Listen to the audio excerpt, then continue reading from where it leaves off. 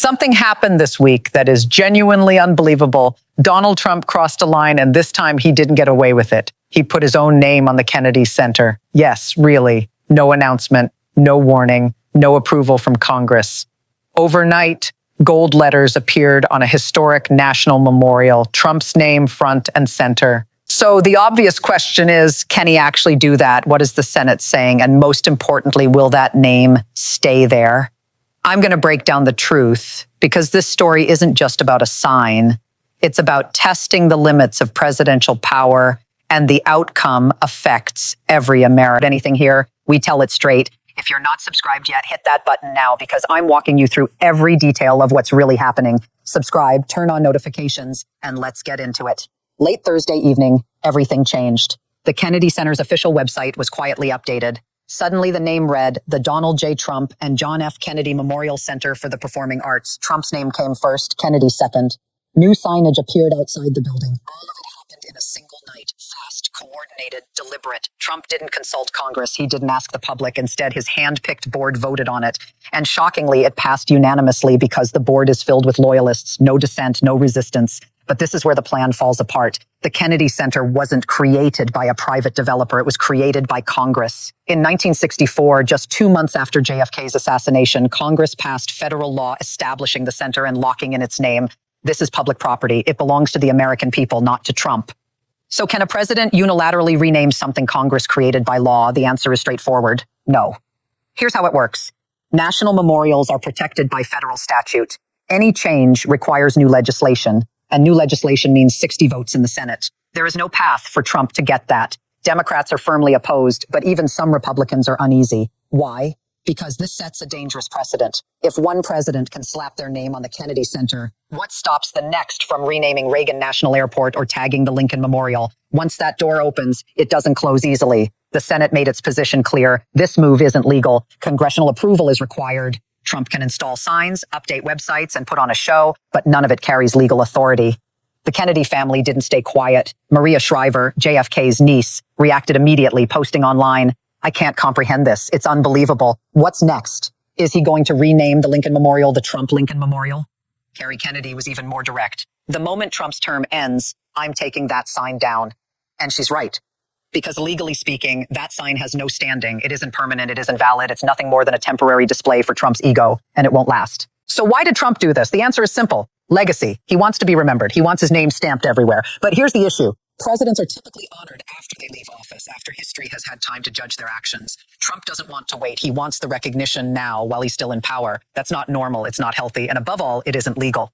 People across Washington, D.C. reacted immediately. One woman told reporters, "I will never step foot in that building as long as his name is on it. My heart is broken. This disrespects Kennedy's memory." And she's absolutely right. The Kennedy Center is more than bricks and glass. It represents JFK's commitment to culture, creativity, and the arts. A president was murdered, and the nation came together to honor him with this memorial.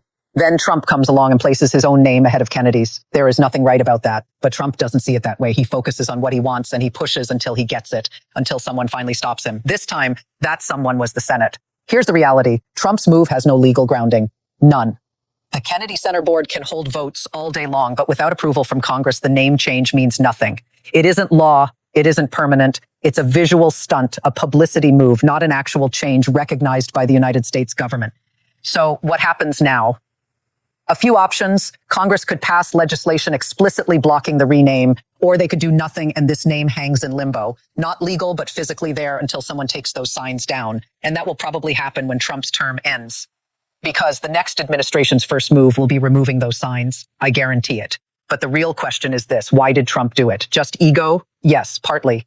But there's something deeper. Trump thinks the rules don't apply to him. He thinks, as president, he can do anything. And if we allow this, he'll go further. Tomorrow, he'll change another memorial. Next day, he'll put his name on another building. No limits. That's where the Senate drew the line. They said no. Stop right there.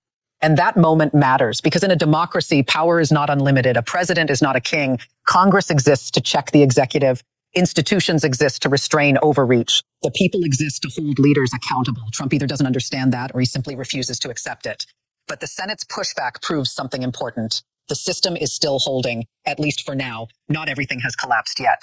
Here's another truth that can't be ignored. The Kennedy Center is more than a physical structure. It is a symbol of American democracy itself, of culture, expression, and freedom. These were values JFK believed in deeply, and that's why the nation chose to honor him this way. So, what place does Trump have in that legacy? None.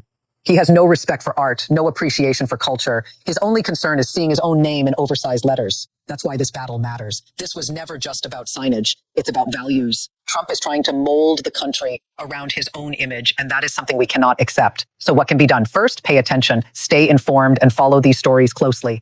Second, respond, contact your representatives, make your voice heard, and above all, vote.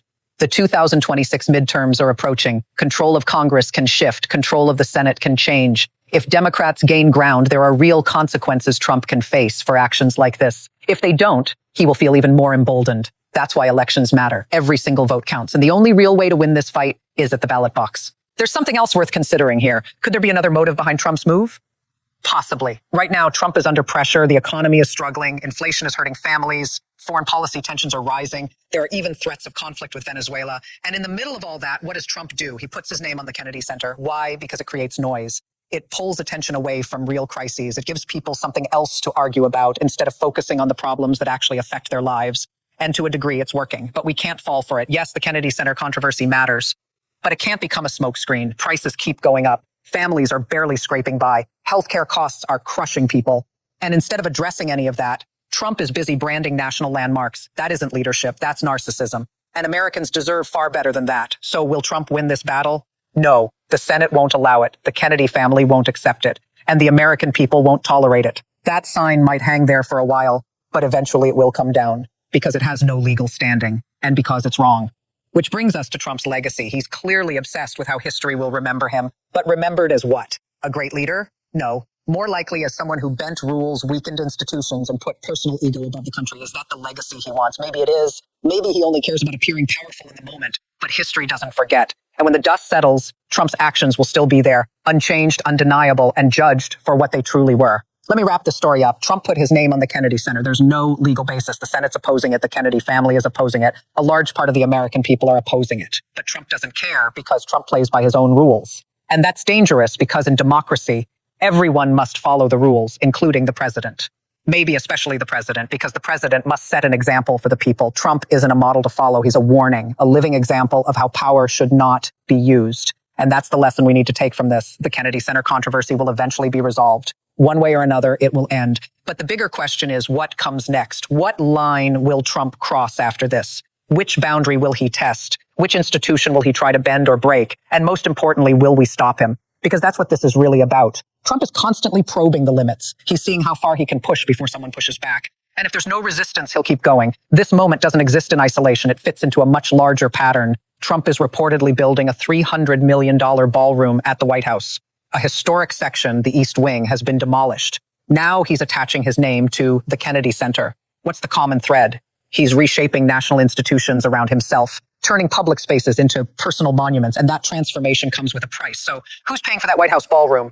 Major corporations, Amazon, Apple, Meta, Comcast, not out of generosity, but because they need something. They need favorable regulations, they need approvals, they need access, and Trump provides that access. Private dinners, closed-door meetings, photo opportunities, all inside that ballroom, corporate names engraved into the walls.